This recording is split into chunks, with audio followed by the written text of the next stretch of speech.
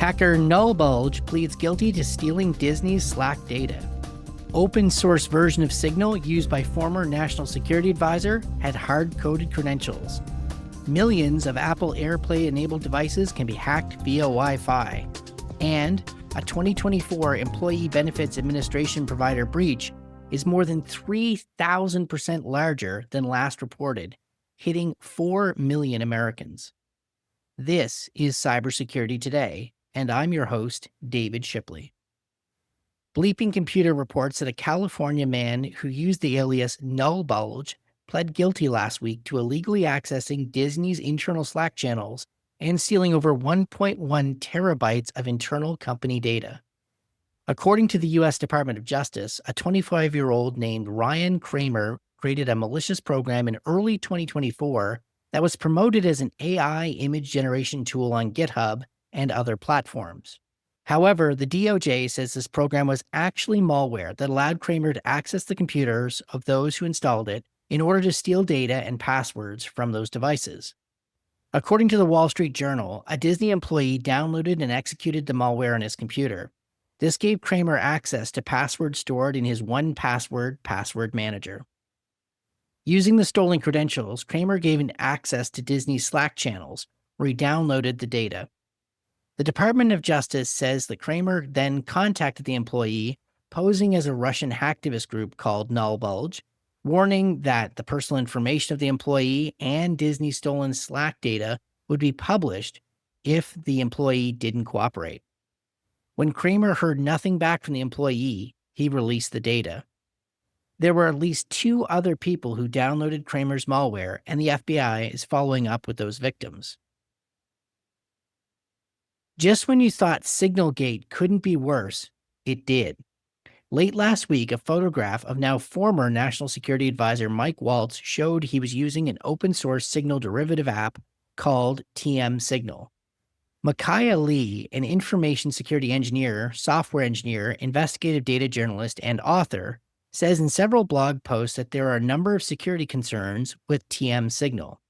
He points out that the company that provides it, Telemessage, is headed by a former leader in the Israeli Defense Force's elite intelligence unit.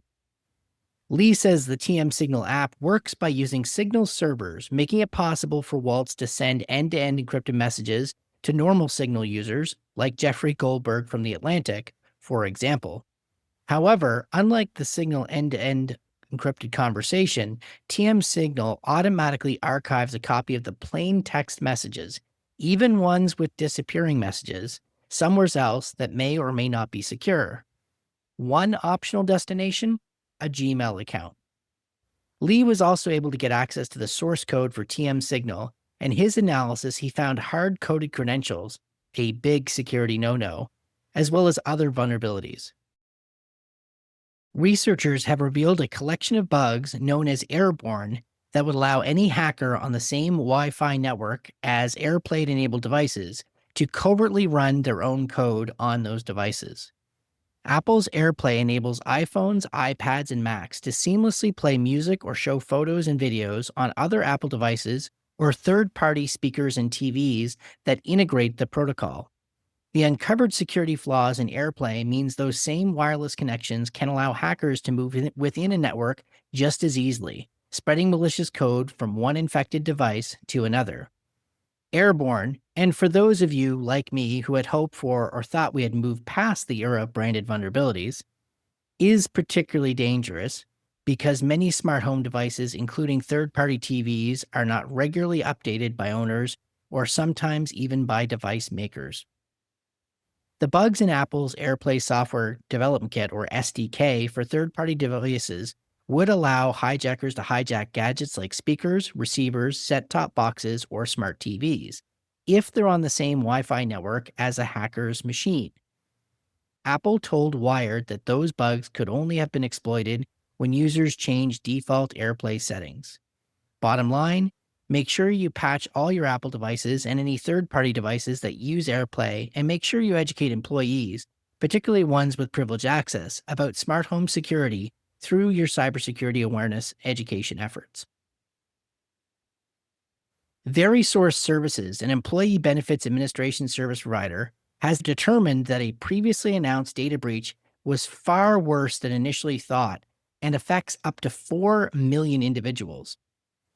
The Houston, Texas-based company detected a hacking incident on February 28, 2024, that disrupted access to some of its systems. Third-party cybersecurity and incident response experts were engaged to investigate the incident and determine the nature and scope of the unauthorized activity. The forensic investigation confirmed that hackers had access to Verasource's network and had exfiltrated files on February 27, 2024. At the time of the initial announcement, Verasource Services said names, dates of birth, genders, and social security numbers had been stolen. The affected individuals included employees and dependents of clients who used its services, which included HR outsourcing, benefits enrollment, billing, and administrative services. The data breach was initially reported as affecting 1,382 individuals, but as the investigation progressed, it became clear the breach was far worse than initially thought. And this is not uncommon. In August of 2024, the data breach was reported to the HHS Office for Civil Rights as it involved the protected health information of 112,000 individuals. The most recent notification to the Maine Attorney General's office indicates now that 4 million individuals may have been affected, a sizable increase from previous estimates. The OCR breach portal still lists the incidents as affecting 112,000 patients and plan members of its HIPAA-regulated entity clients, although the total may be updated in the coming days. Verasource Services explained in the breach notice that the data review was not completed until April 17, 2025, almost 14 months after the security incident was detected. We are always interested in your opinion, and you can contact us at editorial@technewsday.ca or leave a comment under the YouTube video. I've been your host, David Shipley, sitting in for Jim Love, who will be back on Wednesday. Thanks for listening.